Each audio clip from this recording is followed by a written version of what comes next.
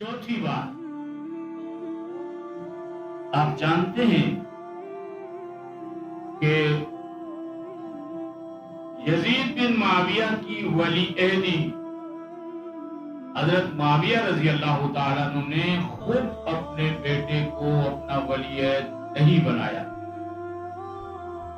میرے دوستو، صحابہ کرام کا تو یہ حال تھا۔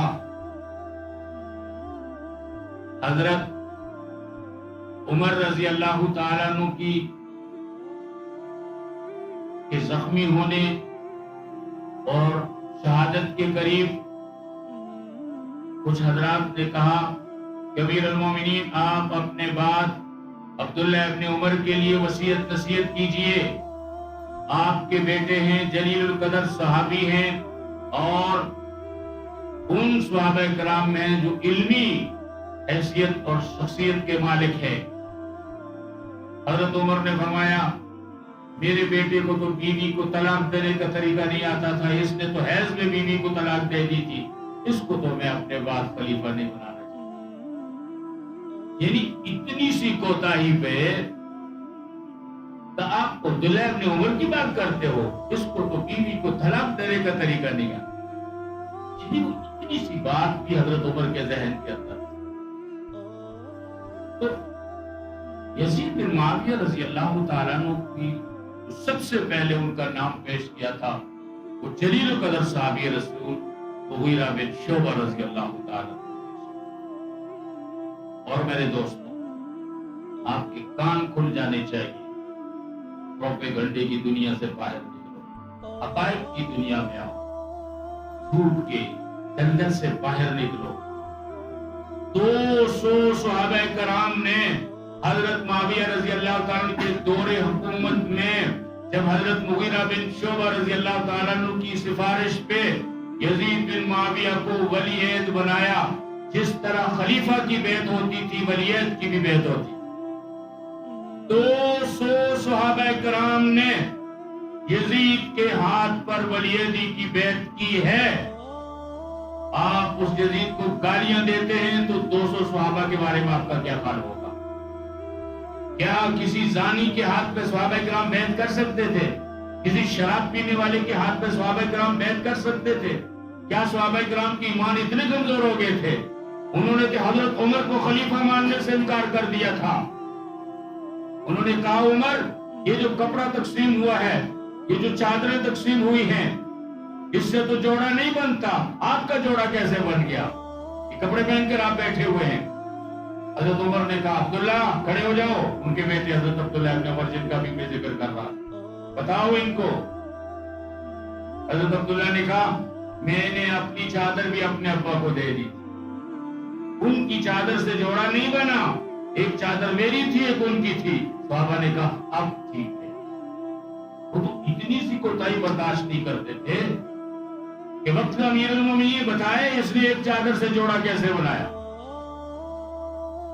وہ لوگ کسی زانی کے ہاتھ پہ بیعت کرتے؟ کیا آپ کا ایمان، آپ کا انصاف اس کو قبول کرتا ہے؟ کسی شرابی کے ہاتھ پہ بیعت کرتے؟ میرے دوستو، یہ وہ حقائق ہیں۔ میں نے اسی لیے عنوان یہ رکھا تھا محرم الحرام کے حقائق، جن کو آج ہم بھول چکے۔ یہ تمام چیزیں اس بات کا تقاضا کرتی ہیں کہ ایک تو ہم یزید کا تقابل نہ کریں حسین ابن علی رضی اللہ تعالیٰ عنہ۔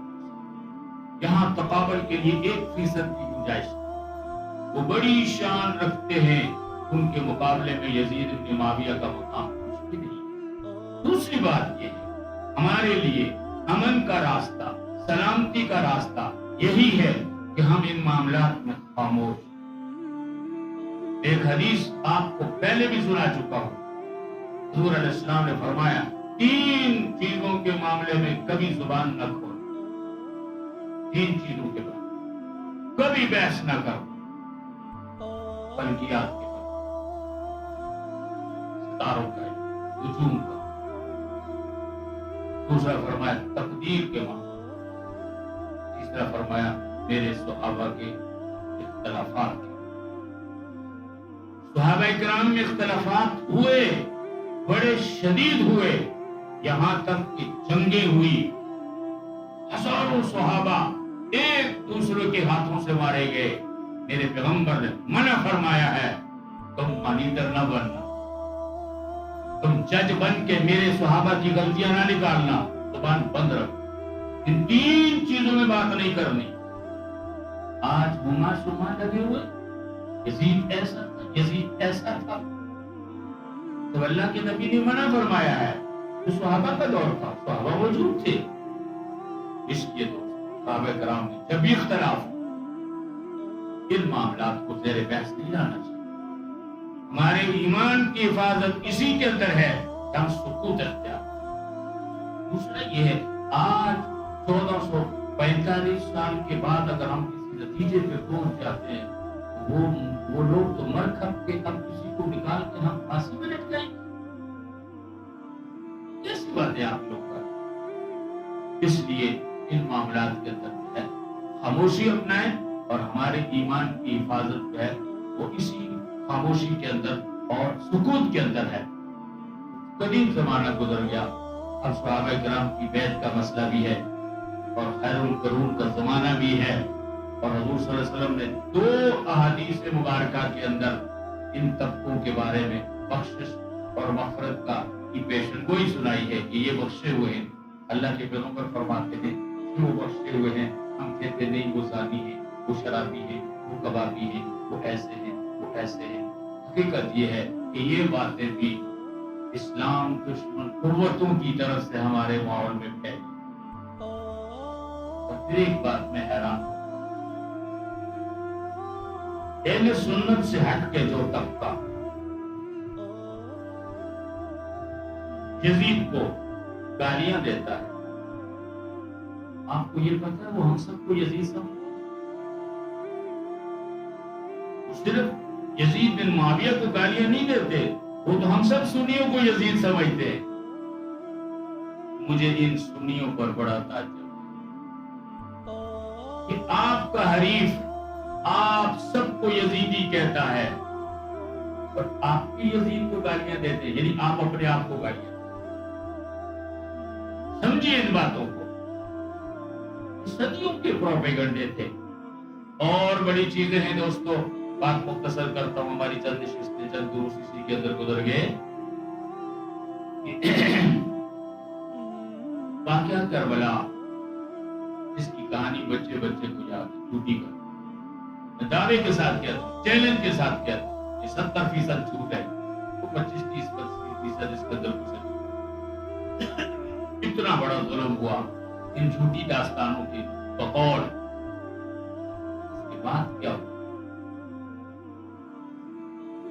کربلا کے بعد کیا ہوا, آل بیت کا یہ لوٹا پھوٹا خاندان کدھر گیا؟ یہ مکہ واپس آئے, یہ مدینہ آئے, یہ کوفہ گئے, کہاں گئے؟ تاریخ بتاتی ہے یہ تو دمشق کے, یہ تو یزید بن معاویہ کے مہمان تھے.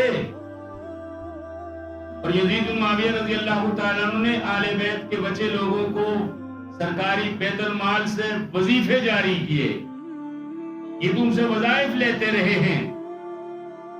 اور اگر یہ واقعہ یزید کی طرف سے ہوا تھا تو ان لوگوں میں سے تو کسی نے بھی یزید پہ قصاص کا دعویٰ نہیں کیا. یہ بھی سوچنے کی باتیں ہیں نا, ایک شخص اتنا ظلم کرتا ہے پھر اس گھرانے کے سارے لوگ اسی کے گھر رہتے ہیں, یہ کیسے ہو سکتا؟ اور صرف بات یہی نہیں ہے کہ آل بیت کا یہ خاندان دمشق میں جا کے رہا, سرکاری وظائف ان کو ملتے رہے. ایک کتاب ہے خلافت یزید و معاویہ, اس کے رائٹر ہیں محمود عباسی. اس نے دلائل کے ساتھ لکھا ہے, دلائل کے ساتھ, کہ واقعہ کربلا کے بعد آل بیت کے خاندان کی 14 عورتیں یزید بن معاویہ کے خاندان کے اندر بیائی گئی ہیں. 14 عورتیں, صرف یوں نہیں کہہ دیا لکھ دیا 14 عورتیں ادھر گئی ہیں, ان کے نام لکھے ہیں, کس کس کے ساتھ شادی ہوئی اور ان سے اولادیں کون کون سے لوگ پیدا ہوئے, یعنی پوری ڈیٹیل ہے. اب بتاؤ اگر یہ سچ مان لیا جائے کہ یزید بن معاویہ نے آل بیت پہ اتنا ظلم کیا تھا, تو عرب لوگ تو ایک قتل ہو جاتا تھا صدیوں تک معاف نہیں کرتے تھے، بدلہ لیتے تھے، ہزاروں لوگ اور مارے جاتے تھے۔ اتنے ظلم کے بعد بھی آل بیت نے 14 رشتے دے دیے۔ آج آپ کے کسی گھر کے کسی بندے کو مارا ہو، کل وہ رشتہ مانگنے آئیں گے، آپ دیں گے؟ آل بیت نے کیسے دے دیے؟ اور ایک بات میں پہلے عرض کر چکا ہوں، حسین ابن علی رضی اللہ تعالیٰ عنہ کی کربلا میں شہادت یہ بتا رہی ہے کہ انہیں کوفے جاتے ہوئے شہید نہیں کیا گیا، دمشق جاتے ہوئے۔ اب یہاں سوال پیدا ہوتا ہے کہ جب وہ دمشق جا رہے تھے تو یزید بن معاویہ پاگل تھے کہ ایک ان کا مخالف ان کے گھر آ رہا ہے اور اس کو راستے میں مار دے؟ سوچئے نا، آپ کے پاس سوچنے کا وقت بہت بیزی ہوتے ہیں، سارا دن تو موبائل پہ پڑے، تاریخ پہ سوچنے کے لیے وقت ہی نہیں ہے، دین کے معاملے میں سوچنے کے لیے لوگوں کے پاس وقت نہیں۔ آلو پیاز ٹماٹر میں یہ امت پھنسی ہوئی ہے، بجلی اور سوئی گیس کے بلوں سے نہیں نکل رہے ہیں، اور بچی کچی پھر ہم جو عیاشیاں کرتے ہیں، شادیوں کے اوپر لاکھوں روپے لگاتے ہیں، مہنگائی کی پٹی ہوئی قوم، 10-20 لاکھ سے ایک درمیانے درجے کے بندے کی شادی نہیں ہوتی۔ یہ قوم کبھی بھی اس دلدل سے نہیں نکلے گی اور نہ اس کو سوچنے کے لیے کبھی فرصت۔ اس لیے دوستو ان حقائق پہ غور کیجئے۔ میں اور آپ سے کچھ نہیں کہتا، میں نے شروع میں کہہ دیا میں یزید کا وکیل صفائی نہیں، میرے لیے حسین ابن علی سب سے زیادہ محترم ہے، لیکن میں آپ سے کہتا ہوں یہ صرف ایک شہادت نہیں ہے۔ اس واقعہ سے پیچھے چلیے، حضرت عمر کو کس نے شہید؟ حضرت عمر کے بعد حضرت عثمان غنی کو کس نے شہید کیا؟ حضرت عثمان غنی کے بعد حضرت علی کو کس نے شہید کیا؟ اور حضرت علی کے بعد حضرت حسن کو کس نے شہید کیا؟ حسین ابن علی کے قاتل وہی ہیں جنہوں نے حضرت عمر کو شہید کیا تھا، جنہوں نے حضرت عثمان کو شہید کیا تھا، جنہوں نے حضرت علی کو شہید کیا تھا، جنہوں نے حضرت حسن کو شہید کیا تھا۔ وہی لوگ ہیں حسین ابن علی کو بھی شہید کرنے والے، اور وہ تو یزید اور اس کی جماعت نہیں، وہ تو اور لوگ ہیں۔ ان لوگوں نے حسین ابن علی کے قتل کا ملبہ یزید پہ ڈالا، اصل قاتلوں کو چھپانے کی کوشش کی۔ آج کا سنی بھی اصل قاتلوں کو چھپانے کے اندر مجرم بن رہا ہے اور یزید کو گالیاں دے۔ اس لیے خدا را اپنے ایمانوں کی حفاظت کیجئے اور امت کے ان عظیم لوگوں کے اوپر انگلی مت اٹھائیے۔ یہ قرآن کے لوگ ہیں اور ان کے بارے میں اللہ کے نبی کی یہ پیشن گوئیاں ہیں۔ وہ خیر القرون کے زمانے کے لوگ ہیں، اس وقت 200 کے قریب صحابہ کرام تھے جنہوں نے یزید کے ہاتھ پہ بیعت کی ہے۔ اگر ہم ان کو ایسا ہی برا سمجھ لیں تو پھر صحابہ کے کردار پر بھی انگلی۔